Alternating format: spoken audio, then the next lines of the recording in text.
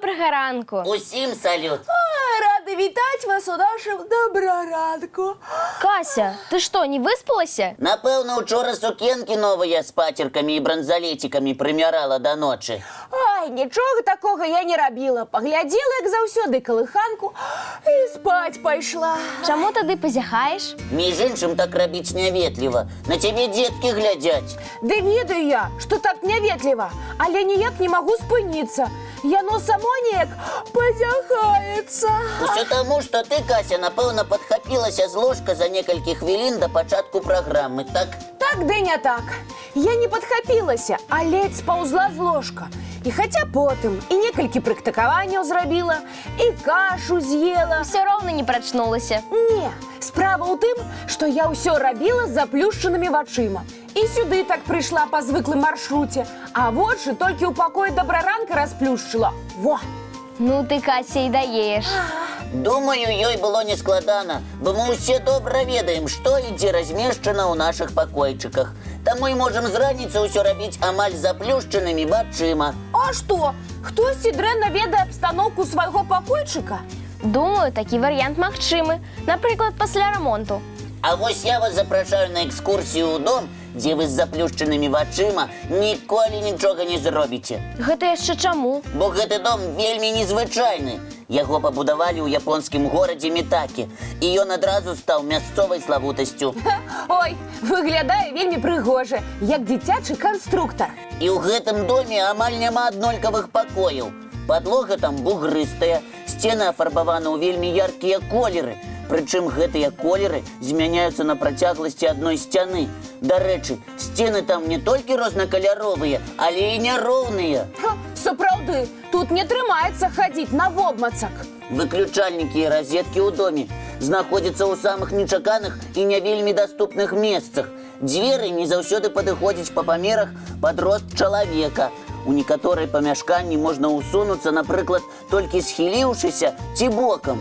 Але гэта ж вельмі нязручна. Ну навошта жыць у такім доме? Лічыцца, што такі дом трымае сваіх гаспадароў у пастаянным напружанні і не дазваляе аслабіць увагу ні на секунду. А гэта, аказваецца, вельмі добра трэніруе мозг. Сапраўды, у такім дамку не засумуеш. І што, японцам падабаюцца такія кватэры?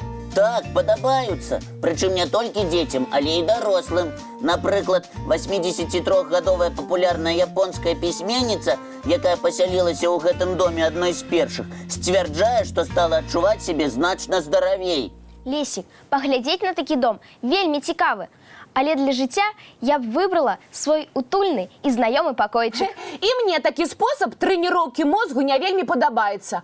Паглядзець на фотаздымкі, здаецца, было дастаткова. Я адчуваю сябе даволі бадзёрай. Дзякуй, Лесік. Тады, Кася, каб ты канчаткова абудзілася, прапаную правераны і знаёмы сродак. На ранішні мультфільм намякаеш? Ой, ад мульціка я ніколі не адмаўляюся. Давайце глядзець.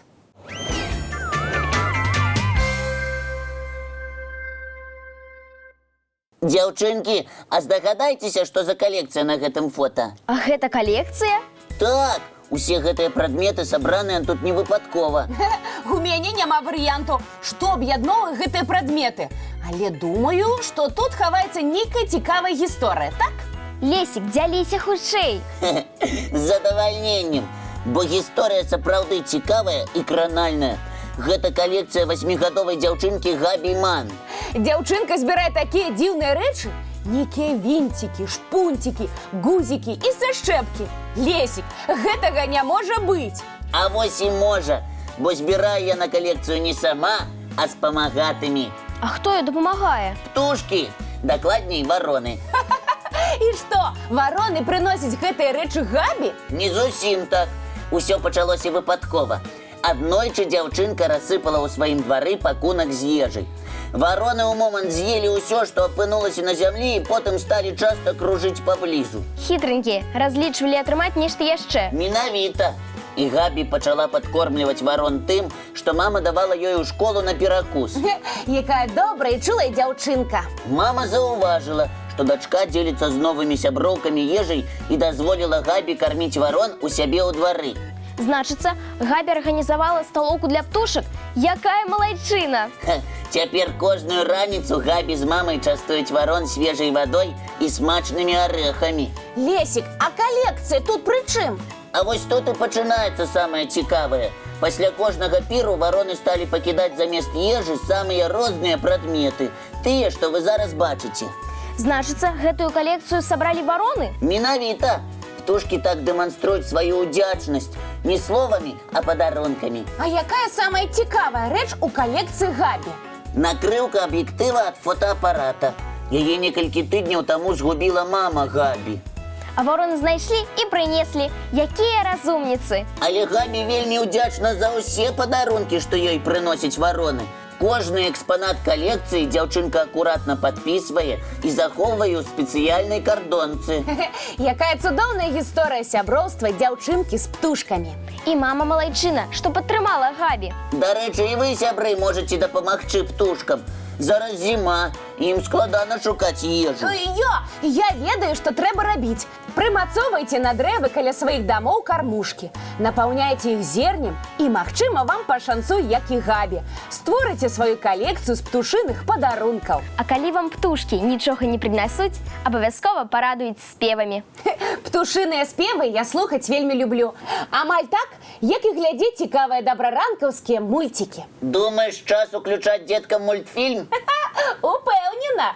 Тады глядзім, сябры.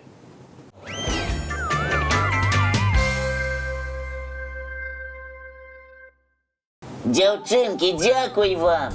За што, Лесік? За тое, што вы мае сяброўкі, што вы такія цудоўныя вядучыя і проста вельмі прыгожыя дзяўчынкі. Лесік, дзякуй за кампліменты. Нам таксама вельмі падабаецца з табой сябраваць. А з чаго гэта ты самай раніцы вырашыў дзякаваць за ўсё? Бо якраз сёння міжнародны дзень дзякуй.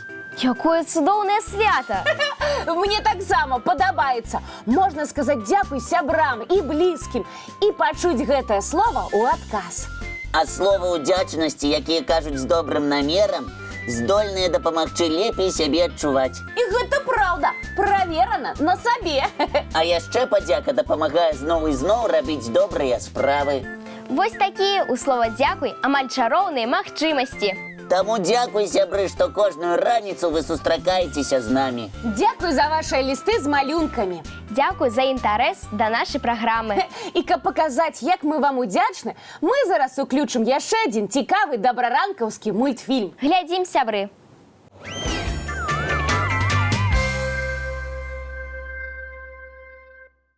А зараз час развітвацца. Думаю, усе ўжо канчаткова прачнуліся, каб адправіцца ў садкі і школы з шырока расплюшчанымі вачыма. Бо вакол столькі цікавага і прыгожага. Не забудзьцеся сёння сказаць дзякуй сваім блізкім. Можна зрабіць гэта некалькі разоў, бо гэта не толькі выхавана, але і карысна. А зараз час бегчы на заняткі, каб не спазніцца. Толькі дамовімся пра нашу наступную сустрэчу. Яна адбудзецца, як заўсёды, зранку У нашым дабраранку!